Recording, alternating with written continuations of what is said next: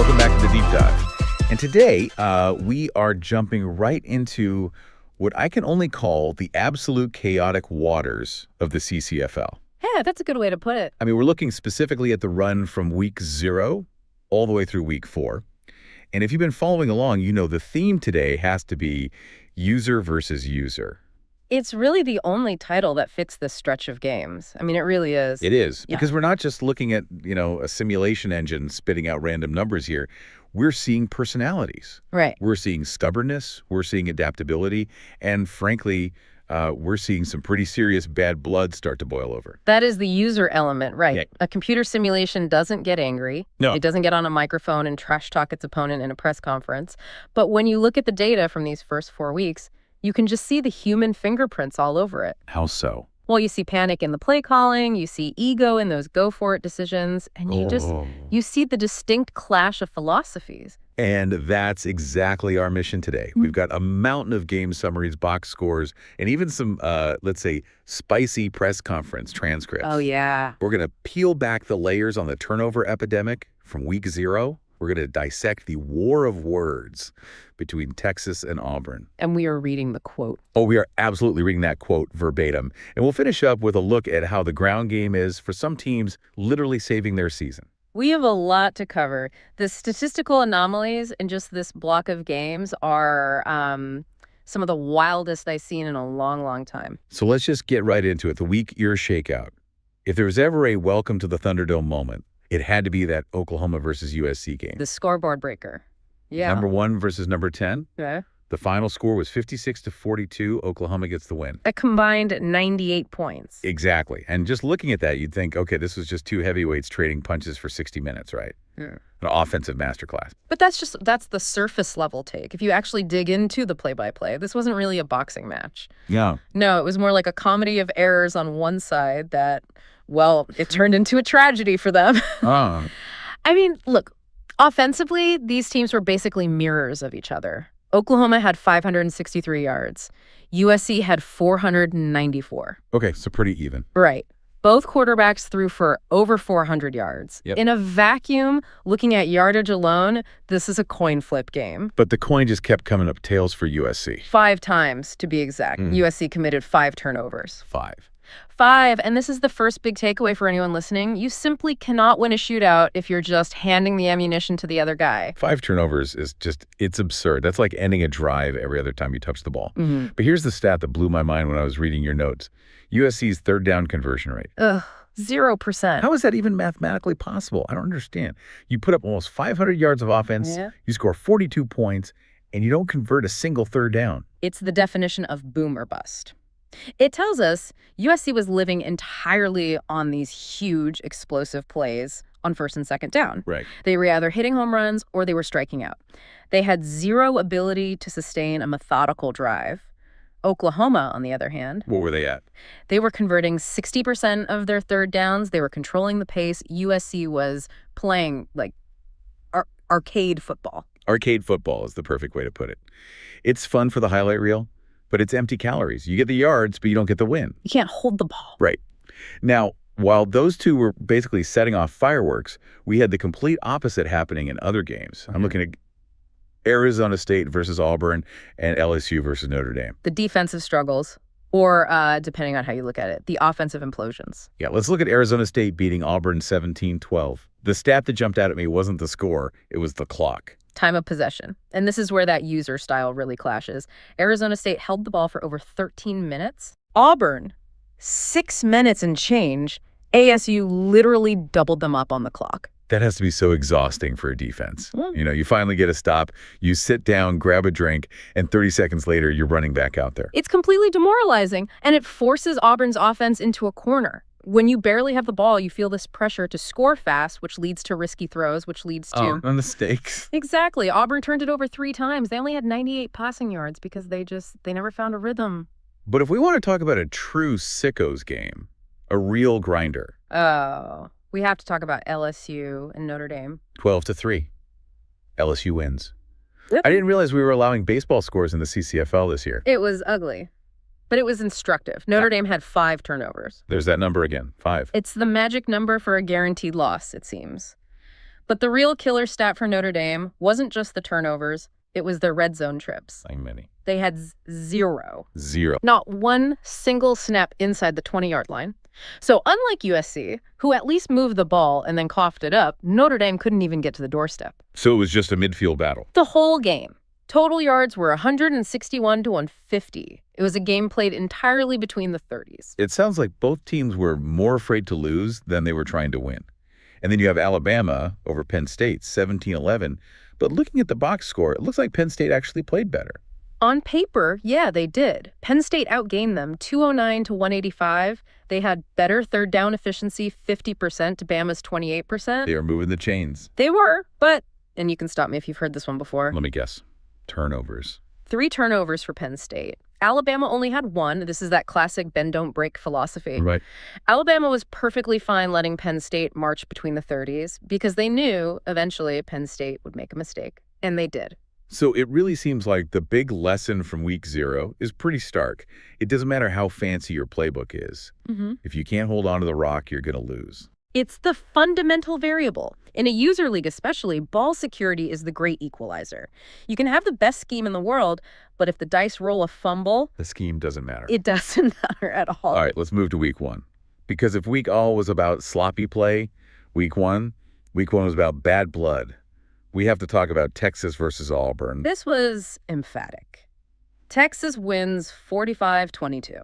And it really wasn't even that close. Texas just put up, 446 yards of offense? They were throwing it all over the place, 385 passing yards alone. Meanwhile, for Auburn, it was just a recurring nightmare. 3 more turnovers. They just could not get out of their own way. And you remember that 0% third down stat from USC we talked about? Yeah. Well, Auburn matched it here. They went 0% on third down against Texas. So you have an offense that can't stay on the field against an offense that just can't be stopped. It's a recipe for a blowout.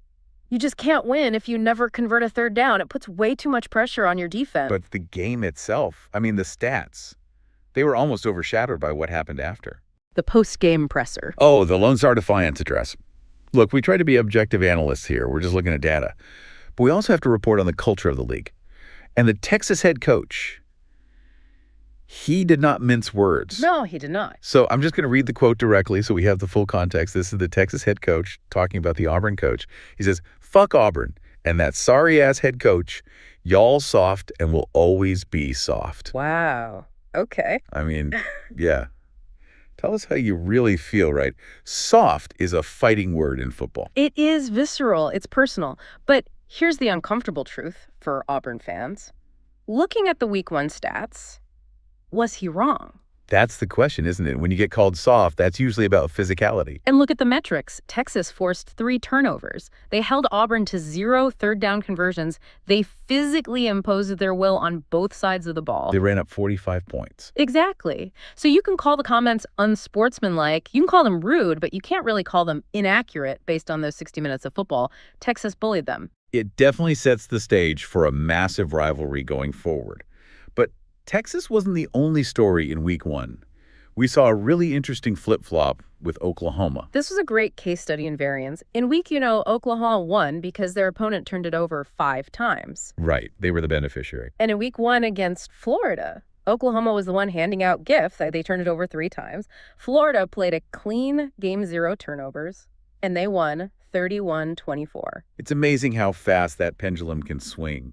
You live by the chaos, you die by the chaos. And speaking of chaos, we have to mention USC bouncing back against Penn State, 49-35. Okay, I stared at the yards per play stat on this one for 5 minutes. I thought it was a typo. It's not a typo. 15.4 yards per play. 15.4. That's a first down and a half every single time you snap the ball. That's video game numbers on rookie mode. It's absurd, and it shows you that USC's offense is just nuclear. If they don't turn the ball over, they are going to score, period. But again, look at Penn State. They actually had more total offense, 616 yards. Over 600 yards of offense, and you lose by 2 touchdowns. It shouldn't be physically possible. It is when you turn it over 4 times. Penn State is moving the ball at a historic clip, but they are just bleeding possessions. It's a tragic stat line. And real quick, Texas A&M just dismantling Arizona State, 43-21. ASU looks so disciplined in week And then A&M just drops a 34-point second quarter on them. An avalanche. It really was. It just shows you how fragile defense can be in this league. You run into a buzzsaw like A&M's passing attack, you lose momentum for 5 minutes, and the game is over. So moving into weeks 2 and 3, I want to talk about identity. Because some of these teams are starting to show us exactly who they are. And nobody is weirder to me right now than Notre Dame. They are a statistical anomaly. I have never seen anything quite like this. Okay, explain. So week 1, they beat LSU 39-36. Week 2, they play Texas Tech and they win. Let me guess. 39-36. The exact same score. No way. Yes, and it's almost the exact same game script, too. In both games, Notre Dame committed 1 turnover while forcing 3 from the other team. Okay. But the real magic is their third down efficiency. Against both LSU and Texas Tech, they were converting over 70% of their third downs. 70%. That's not just good, that is. That's soul-crushing for a defense. It's elite. It means that even though they're giving up a ton of yards, and they gave up 450 yards to both those teams, they were controlling the money downs. So they bend, but they don't break. They bend, they give up yards, but when they have the ball, they simply do not get off the field until they score. It's a high-wire act, but it's working for them. It's the clutch gene. Contrast that with a team like Ohio State, who just looks like a machine. They crushed Alabama in week 3, 45-13. This, for me, was the most impressive performance of the month. Yeah. We knew Ohio State was good. They beat Georgia in week 0, but what they did to Alabama was just suffocation. How so? They held Alabama to 70 passing yards. 70 in a full game. 7-0. In modern football, that's like tackling the quarterback before he even gets off the bus. You just cannot win throwing for 70 yards. And it's not like Ohio State was playing it safe on offense. Not at all. They threw for 379 yards. They had a 28-point second quarter. It's that balance that makes them so scary. They look complete. They do. They have the explosive offense of a USC, but the suffocating defense of nobody else in the league right now. And then, just to keep us all guessing, Arizona State beats Oklahoma in week 3, 45-41. This feels like ASU going back to their roots. It is. They leaned on possession. ASU held the ball for 17 minutes and 12 seconds. Oklahoma only had it for 6 minutes and 48 seconds. That's almost a 3-to-1 ratio. That's just playing keep away. It is. But even with that, it was a close game. The reason ASU won wasn't just the clock, it was the red zone. Oklahoma got into the red zone 7 times. Okay, 7 trips is a lot. They scored 1 touchdown. Ouch. 1 for 7. That is leaving, 24 to 30 points on the field? You can't do that against a team that is hogging the ball. Oklahoma drove the field beautifully and then just hit a brick wall. So we've seen turnovers, trash talk, all of it. But I want to close the game analysis with a bit of a redemption arc. We have to go back to Auburn in week 4. This is my favorite strategic shift of the season so far. Set the scene for us. Auburn has been battered. They lost to ASU. They got destroyed by Texas. They've been publicly called soft. The offense just looks broken.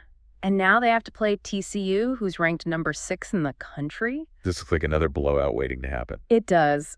Auburn's passing attack has been a turnover machine for 3 weeks. But the Auburn user, he decided to flip the script. They came out against TCU and they stopped throwing. Well, not entirely, but the whole philosophy changed. They won 29-20. And I love this quote from Coach Hazen after the game. He said, "We ran the piss out of the ball and got a huge win." It's colorful, but it's technically accurate. Right. They abandoned that air raid identity that was getting them killed. They committed to a ground game dominance mindset.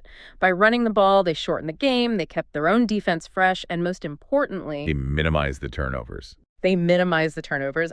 It takes a lot of ego checking to do that, to just say, you know what, my passing scheme isn't working, we're going to grind this out. Yeah, most people in these leagues are stubborn. They want to win their way. Exactly. And Auburn realized that winning ugly is a lot better than losing pretty. It shows a ton of maturity in their play calling. And we have to give a shout out to the kicker. Coach Hazen mentioned him specifically hit a 51-yarder. In a 9-point game, a 51-yard field goal is massive. That changes all the possession math. That kicker earned his scholarship right there. So looking back at this whole 4-week block, it feels like we've lived an entire season already. I want to know, what's your absolute favorite thing from this stretch? It's tough to choose, but I think I have to go with Ohio State's consistency. That is such a responsible, expert-type answer. Very on brand for you. I know. It isn't flashy. But look at the volatility we've been talking about. It's true. USC scoring 49 but giving up 35. Yeah. Penn State gaining 600 yards and losing. And in the middle of all that madness, Ohio State just executes. They just win. They beat a good Georgia team. They dismantled Alabama. Their third down conversion rate against Bama was 77%. 77% is ridiculous. It is. And their defense is shutting down passing lanes completely. Yeah. In a league defined by mistakes, the team that doesn't make them just looks like the adult in the room. They're the benchmark. That's fair. I can't argue with that. Yeah. But I'm going the other way. My favorite thing was the sheer entertainment value of that weak heel Oklahoma versus USC game. The chaos factor. The chaos. Yeah. 98 total points. Yeah. Nearly 1,000 yards of offense. It was a beautiful disaster. It really was. It set the tone for the entire league. It showed us that no lead is safe, that offenses are dangerous, but also that disaster is just one interception away. It was the perfect hook. It certainly made people pay attention, and I think it raises the big question for the rest of the season. Which is? We saw Auburn change their identity to get a win. They fixed their problem. The question is, will teams like Penn State and USC fix their turnover problems, or is this just who they are? That is the million-dollar question. Because right now, those two teams are moving the ball better than almost anyone, but they're beating themselves. If USC figures out how to hold on to the ball, they might score 70 a game. But if they don't, they're going to be a .500 team with a lot of highlight reels. A .500 team with a lot of highlight reels. That might be the quote of the show right there. We will have to wait and see. And that's going to do it for this deep dive. We hope you enjoyed this tour through the wreckage and the glory of the CCFL. It is definitely going to be a fun season. Absolutely. Thanks for listening, and we'll catch you next week.